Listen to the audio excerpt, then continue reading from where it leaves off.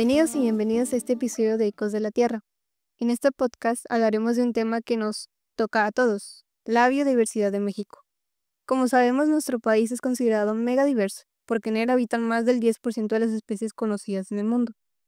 Tenemos bosques templados y tropicales, matorrales, pastizales, manglares y extensos desiertos. Ecosistemas que resguardan no solo flora y fauna, sino también bacterias y hongos esenciales para la vida. Sin embargo, detrás de esta riqueza natural se esconde una realidad preocupante: la pérdida acelerada de ecosistemas y la amenaza de extinción de miles de especies. En este episodio exploraremos qué significa vivir en un país megadiverso, cómo ha cambiado nuestra relación con la naturaleza y por qué es urgente cuidarla. Acompáñenos. Pero antes, recuerden que pueden seguirnos en las redes sociales que aparecen en la pantalla y compartir este podcast. Comenzamos. Si hablamos de biodiversidad, hablamos de la vida en todas sus formas. Todo lo que usamos y necesitamos viene de ella. El aire, el agua, hasta lo que comemos cada día. Exacto, y no solamente es una lista de plantas y animales, es como una gran red en la que todo está conectado. Cada especie, incluidos nosotros, tiene un papel para que todo funcione. Y aunque no siempre lo notamos, la biodiversidad está en todas partes: en los árboles, en los suelos, en los ríos, y hasta en el parque de la colonia o en el macetón de tu casa. Y aquí viene lo interesante. México es un país megadiverso, o sea, estamos entre los países con mayor variedad de vida en el mundo. ¿Y por qué? Pues porque nuestro territorio es una locura de diversidad: montañas, costas, desiertos, selvas, climas de todo tipo y hasta una historia geológica que permite que convivan especies tropicales y boreales. Pero, ¿sabías que la conciencia sobre la importancia de la biodiversidad es bastante reciente? Hace apenas unas décadas, el pensamiento era completamente distinto. Por ejemplo, en los años 70 existía en México el Programa Nacional de Desmonte, conocido como PRONADE, promovido por la Secretaría de Agricultura y Ganadería. Su objetivo era desmontar tierras consideradas ociosas, la mayoría selvas altas y medianas, para convertirlas en zonas agrícolas o ganaderas. Este programa operó entre 1972 y 1982 y fue responsable del desmonte de más de 400,000 hectáreas en estados como Jalisco, Veracruz, Campeche, Yucatán, Quintana Roo, Sinaloa, Oaxaca, San Luis Potosí, Tamaulipas y Chiapas. Se pensaba que eso traería desarrollo económico, pero en realidad las comunidades perdieron los recursos naturales que les daban sustento y con el tiempo quedaron más empobrecidas. Y no fue el único error. En la década de 1950, el gobierno impulsó una campaña para eliminar a los llamados depredadores del ganado: lobos, osos, pumas y coyotes. Estas políticas siguieron el ejemplo de Estados Unidos sin considerar el papel ecológico que estos animales cumplían. Después de más de una década, el programa logró lo que buscaba, pero a un costo altísimo. En 1964 se cazó al último oso pardo mexicano, del que se tiene registro, y hacia los años 80 el lobo mexicano fue declarado extinto en vida silvestre. Hoy entendemos que la desaparición de estos depredadores afectó gravemente el equilibrio de nuestros ecosistemas. Esos ejemplos muestran cómo ha cambiado nuestra escala de valores hacia el entorno natural. Lo que antes se veía como un obstáculo para el progreso, ahora entendemos que es vital para la vida en el planeta. De hecho, el término biodiversidad es bastante reciente. Fue usado por primera vez en 1985 por Walter Rosen del National Research Council en Estados Unidos, como una contracción de diversidad biológica. Y su uso se extendió rápidamente porque resumía de forma precisa un concepto que el mundo comenzaba a valorar: la enorme variedad de formas de vida que existen en la Tierra. La biodiversidad no se limita al número de especies, también abarca la variación genética entre individuos y poblaciones, y la diversidad de ecosistemas, desde los desiertos hasta los arrecifes de coral o los bosques de niebla. Un ejemplo muy mexicano de esa diversidad genética es el maíz. Las distintas variedades que existen fueron desarrolladas por comunidades campesinas a lo largo de miles de años, adaptándolas a diferentes climas y suelos. Eso también es biodiversidad, el conocimiento humano que ha permitido conservarla. Así que, cuando hablamos de biodiversidad, no hablamos solo de los animales y plantas, sino de la base de toda la vida, incluyendo la nuestra. Volviendo a nuestro país, México concentra entre el 10 y 20% de todas las especies terrestres del planeta, aunque ocupa solamente el 1.4% de la superficie mundial. Eso es poquito territorio y muchísima vida. Tenemos más de 5.500 especies de vertebrados. En reptiles somos el segundo lugar mundial, en mamíferos el tercero y en anfibios el cuarto. Y en plantas tampoco nos quedamos atrás. Estamos entre los 5 países con más especies de plantas vasculares, con más de 25.000 registradas. Y si hablamos de hongos, se han encontrado más de 7.000 especies, casi el 10% de las que existen en el mundo. Pero lo que de verdad nos hace unidos es el endemismo, especies que solo existen aquí. Por ejemplo, el 20% de los vertebrados mexicanos son endémicos, igual que casi el 30% de reptiles y mamíferos, casi la mitad de los anfibios. Y en plantas, el dato es aún más impresionante. Entre el 50 y 60% son exclusivas de México. Ahí entran nuestras queridas orquídeas y cactáceas. Imagínate, en México se pueden encontrar prácticamente todos los tipos de vegetación que existen en el planeta, desde selvas cálido húmedas hasta bosques de niebla, desiertos, pastizales, manglares, todo. Y si nos vamos al nivel microscópico, también destacamos. Hay estudios de 200 especies, incluyendo bacterias, parásitos y plantas, que muestran una diversidad genética impresionante. De hecho, una bacteria común, la E. coli, encontrada aquí, tiene la mayor diversidad genética registrada en cualquier organismo del mundo. Entonces, hasta aquí tenemos 3 ideas claves. La biodiversidad es la base de la vida en la Tierra.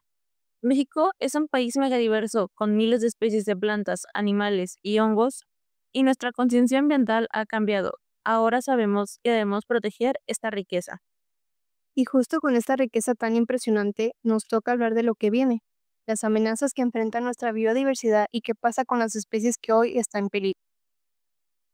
Ya vimos que México es uno de los países más ricos en biodiversidad, con una cantidad impresionante de ecosistemas y especies únicas, pero también hay una parte preocupante que no podemos ignorar. Toda esta riqueza natural enfrenta amenazas muy fuertes y cada día de riesgo crece un poco más. Sí, y lo más alarmante es que muchas de esas amenazas son consecuencia directa de nuestras propias acciones. Hablamos de cosas que no conocemos bien y que en el fondo todo hemos visto. La deforestación, la contaminación, la expansión de las ciudades, la sobreexplotación de recursos naturales, incluso la caza ilegal. Todo eso está provocando un daño profundo a miles de especies que habitan nuestro país. Y cuando una especie desaparece, no solo se extingue un grupo de animales o plantas, se rompe una cadena completa. Se genera un desequilibrio ecológico enorme, se alteran los ecosistemas y en muchos casos también se pierde parte de nuestra cultura, nuestras tradiciones y hasta nuestras historias. Exacto. Y México tiene varios casos emblemáticos que reflejan perfectamente esta situación. Seguro te suenan nombres como la vaquita marina, el águila real, las tortugas marinas, el oso negro, el jaguar o la guacamaya roja. Todas son especies símbolos, no solo por su belleza, sino porque representan la conexión que existe entre la naturaleza y nuestra identidad.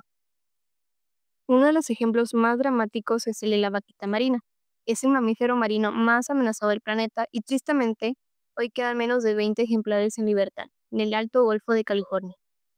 Su principal amenaza es quedar atrapada en las redes de pesca ilegal de Totoa, un pez cuyo buche se vende a precios altísimos en el mercado negro internacional. Aunque se han creado refugios, zonas protegidas y se han impuesto prohibiciones, su futuro sigue siendo incierto. La vaquita se ha convertido en un símbolo de lo que ocurre cuando las políticas de conservación ilegal llegan demasiado tarde. El caso de la vaquita es doloroso y muestra lo grave que puede ser la pérdida de una especie, pero no es el único. Por ejemplo, el águila real, nuestro símbolo patrio, también ha enfrentado momentos críticos. La pérdida de hábitat, la cacería y la reducción de presas naturales han afectado gravemente su población. Sin embargo, hay un rayo de esperanza. En los últimos años se han implementado programas de reintroducción y protección que han permitido que esta especie vuelva a volar sobre algunas regiones del norte y centro del país. Las tortugas marinas también merecen una mención especial. México es un país clave para su reproducción. Playas de Oaxaca, Tamaulipas y Baja California Sur reciben miles de tortugas cada año. Es un espectáculo natural impresionante. pero a pesar de los esfuerzos siguen enfrentando amenazas como la contaminación por plásticos, la caza furtiva de huevos y la pesca incidental con redes no especializadas.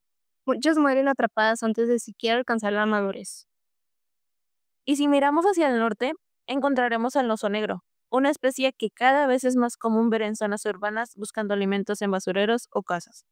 Esto sucede porque sus hábitats naturales se han fragmentado o destruido. Lo que para muchos parece una escena curiosa, en realidad es una señal de alerta sobre cómo los ecosistemas se han desbalanceado. Por fortuna, en algunos estados fronterizos ya se desarrollan campañas de rescate, monitoreo y reubicación para protegerlos. En el sur del país, en la selva maya, el jaguar es probablemente el símbolo más poderoso. Es el felino más grande de América y representa fuerza, equilibrio y conexión espiritual en muchas culturas originarias. Sin embargo, está en peligro por la pérdida de selva, los conflictos con comunidades rurales y la fragmentación de su territorio. Aún así, los corredores biológicos, zonas protegidas que conectan fragmentos de selva, han permitido que algunas poblaciones se recuperen lentamente. Y no podemos dejar afuera la guacamaya roja, con su plumaje espectacular de colores intensos. En Chiapas y Veracruz, sus poblaciones disminuyeron drásticamente por las pérdidas de selvas y el tráfico ilegal, ya que durante años fue una de las aves más capturadas para su venta. Pero hay buenas noticias. Gracias a los proyectos de reintroducción en reservas naturales, se han logrado repoblar algunas zonas y hoy vuelve a escucharse su canto en lugares donde hacía décadas había desaparecido. Después de conocer todos estos casos, surge una pregunta inevitable. ¿Por qué estamos perdiendo tanta biodiversidad en México? Las causas principales están directamente relacionadas con la actividad humana. Una de las más graves es la deforestación y la pérdida de hábitat. Cada vez que un bosque, selva o manglar se destruye, miles de organismos pierden su hogar. La expansión agrícola, ganadera y urbana reduce los espacios donde los animales pueden vivir y reproducirse. Un ejemplo muy claro es la deforestación en la selva lacandona, que ha afectado directamente al jaguar, el tapir y a muchas especies endémicas que no existen en ningún otro lugar del mundo. A esto se suma la contaminación, que es una de las amenazas más silenciosas. Los ríos, lagos y suelos se ven contaminados por desechos industriales, residuos urbanos y el uso excesivo de pesticidas y fertilizantes. Todo esto afecta no solo a los ecosistemas acuáticos, sino también a la fauna que depende de ellos. En el caso de la vaquita marina y las tortugas, la contaminación del mar es una de las principales causas de su disminución.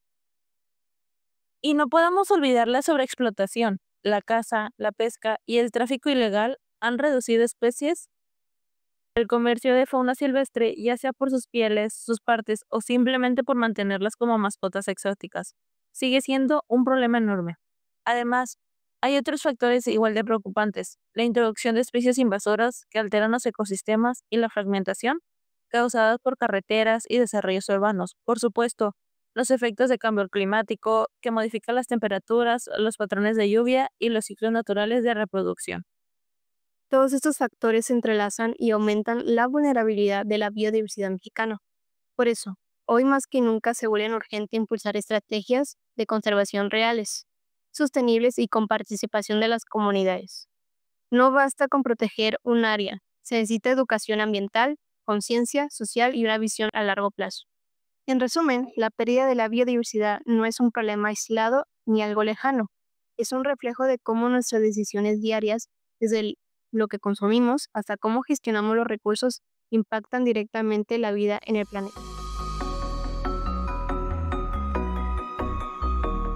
Así llegamos al final de este recorrido, por la riqueza biológica de México y los enormes retos que enfrenta nuestra biodiversidad. Gracias por acompañarnos en Ecos de la Tierra y por ser parte de esta conversación que, aunque a veces duele, también inspira a actuar. Recuerda, cada acción cuenta, incluso el simple hecho de informarte y compartir. Si este episodio te gustó, te invitamos a escuchar el siguiente, donde hablaremos sobre cómo la pérdida de biodiversidad no solo afecta al ambiente, sino también nuestras comunidades, culturas y modos de vida. Cuestionaremos juntos qué conexión tenemos realmente con la naturaleza. ¿Somos parte del problema o de la solución?